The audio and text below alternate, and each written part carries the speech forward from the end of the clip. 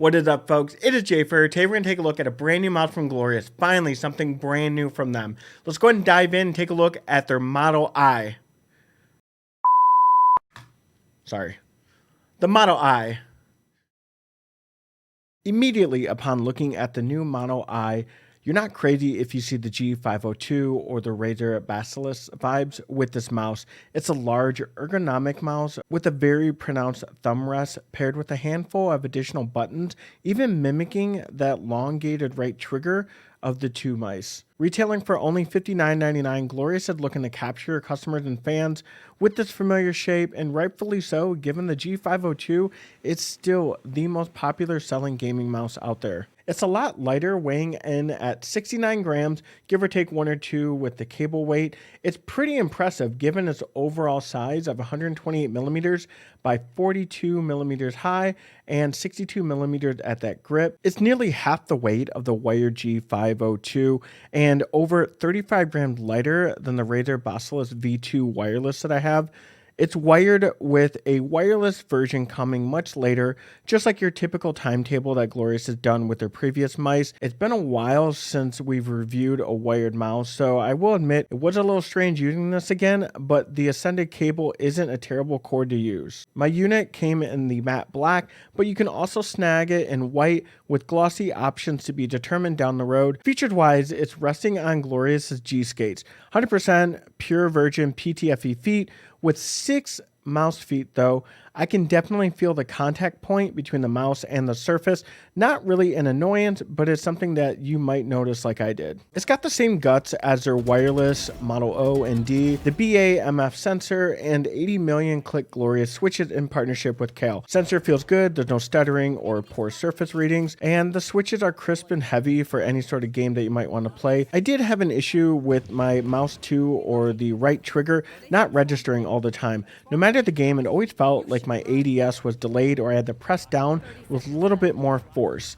I'm not sure if there's an issue with my switch or there's some fault in the design of the trigger on my copy. Either way, almost no pre-travel and super minimal post-travel. The side buttons I'm assuming are going to be on a micro dot switch given its design, weight, and limited spacing internally, since you have 4 buttons now on the side as opposed to your usual 2. I'm not a fan of Glorious's scroll wheel. It is going to be the same scroll wheel that they've been using for years now. It's just cheap with a lot of plastic flashing on the side still. There is some side tilt in my copy, but there shouldn't be, as there is no side tilting buttons on this scroll wheel that's found on the other mice that's been mentioned.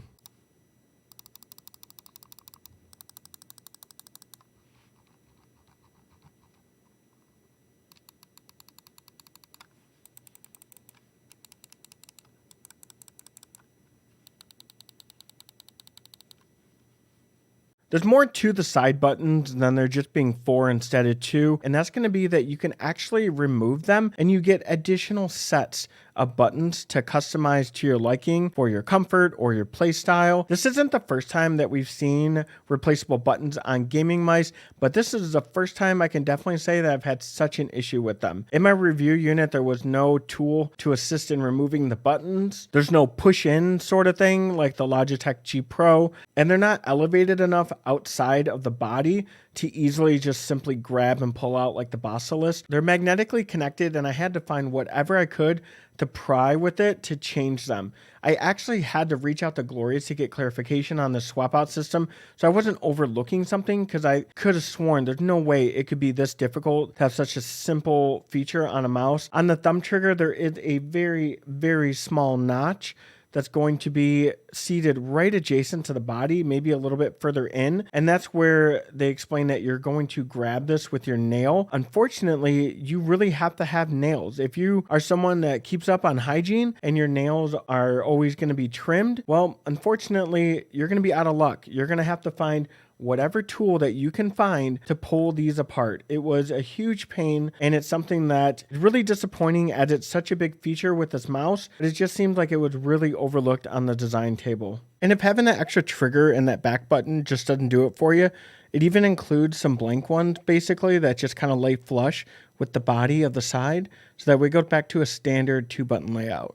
So aside from that fiasco, you have 21 ways to configure your mouse as you're switching between the buttons back and forth. I'm curious as to why only the trigger and the far backside buttons were chosen for this feature, but that's what you get to work with. I would also be interested in seeing if Glorious plans on releasing the files to these so people can further customize their Model I by maybe making their own 3D printed buttons of their own shape. I do recommend downloading the Glorious Core software so that way you can adjust the brightness and RGB to your heart's content. You can go into the key bindings and you can customize all 4 of those side buttons, as well as the DPI button if you're not someone that does customize your DPI often on the fly. And then of course you have performance, where you can adjust your liftoff distance as well as your debound time and your pulling rate. Comfort though, I preferred over the G502. The line work of the G502 was always something that was kind of off-putting to me, and luckily Glorious avoided that characteristic of the Logitech mouse. The shell is well-rounded, it's very sturdy, and it really forms to your hand nicely. It also helps that it's such a lightweight mouse too compared to the other offering. It's not fatiguing to flick with or play in a long gaming session. I do wish so that grip came standard on this, like the other ones, as the thumb comfort groove, it's not troublesome or anything like that, but it's definitely asking for a little bit of some nice grip in there to add some even more overall comfort. Grip tape though should be available at launch for an added item to buy at least. I never felt like I was wrestling with the shape given its large size. My hand size of 19 by 10 worked well in a claw or palm grip. You can fingertip, but it's at the sacrifice of not being able to utilize its feature, all of those side buttons. So if that's not a big deal, then any grip is going to work for you. All right, so my intro to the video might have been a little bit harsh of a joke comparing this to the G502 so closely, because in the end, this is not a bad mouse. I can see where Glorious has evaluated to see why the G502 was so popular and find ways to make it more interesting than just simply a copy and paste, and they did so by introducing those interchangeable buttons and it being a very affordable price at a very outstanding weight.